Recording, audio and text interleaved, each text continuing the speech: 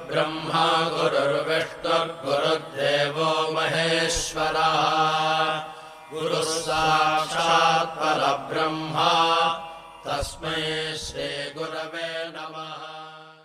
ശ്രീ തങ്കവേൽ ചെട്ടിയാർ മുരുക ഭക്തൻ. മക്കളില്ല.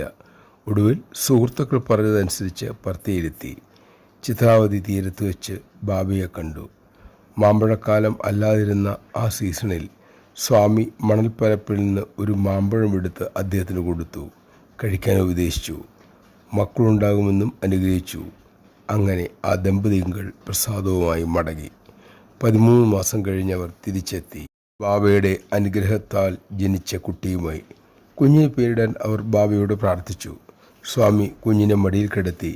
സ്വാമി ചോദിച്ചു, കുഞ്ഞുണ്ടായാൽ മുരുകന് ഒരു വെള്ളിവേൽ സമ്മാനിക്കാമെന്ന് നീ വഴിപാട് നേർന്നിട്ടില്ലേ? വലിയ വെള്ളിവേലുണ്ടാക്കി നീ വീട്ടിൽ സൂക്ഷിച്ചിട്ടില്ലേ? ദമ്പതികൾ തലയാട്ടി. ഭഗവാന്റെ ദിവ്യതയെ ഓർത്ത് അവർ വിസ്മയിച്ചു. അഭിമുഖം കഴിഞ്ഞു. ദമ്പതികൾ തങ്ങളുടെ മുറിയിലേക്ക് മടങ്ങി. 8 മണിക്ക് പഴയ മന്ദിരത്തിൽ ഭജനയുണ്ട്. അവർ അതിനായി അവിടെ എത്തി. ഭജന ആരംഭിച്ചിരുന്നു. തങ്കവേൽ ചെട്ടിയാരും കുടുംബവും ഭജന ഹാളിലേക്ക് കയറി.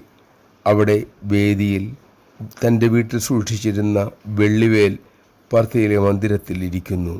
അത് കണ്ട് തങ്കവേൽ അന്തം വിട്ടുപോയി.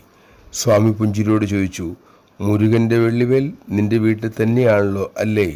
ഒരക്ഷരം മിണ്ടാനാവാതെ ഭഗവാന്റെ മഹിമയോർത്ത് തങ്കവേൽ തൻ്റെ മുന്നിൽ നിൽക്കുന്ന സായി മുരുകൻ്റെ തൃപ്പാദങ്ങളിൽ സാഷ്ടാംഗം നമസ്കരിച്ചു. മുഖമുയർത്തി ജയ് സായിരാം. സർവ ദേവതാ സ്വരൂപങ്ങളും എൻ്റെ രൂപം തന്നെയാണ് എന്ന ഭഗവാന്റെ അമൃതവചനം ഓർക്കുക. ആരെ പ്രാർത്ഥിച്ചാലും അത് ഭഗവാന്റെ തൃപ്പാദത്തിൽ എത്തുന്നു എന്നും മനസ്സിലാക്കുക.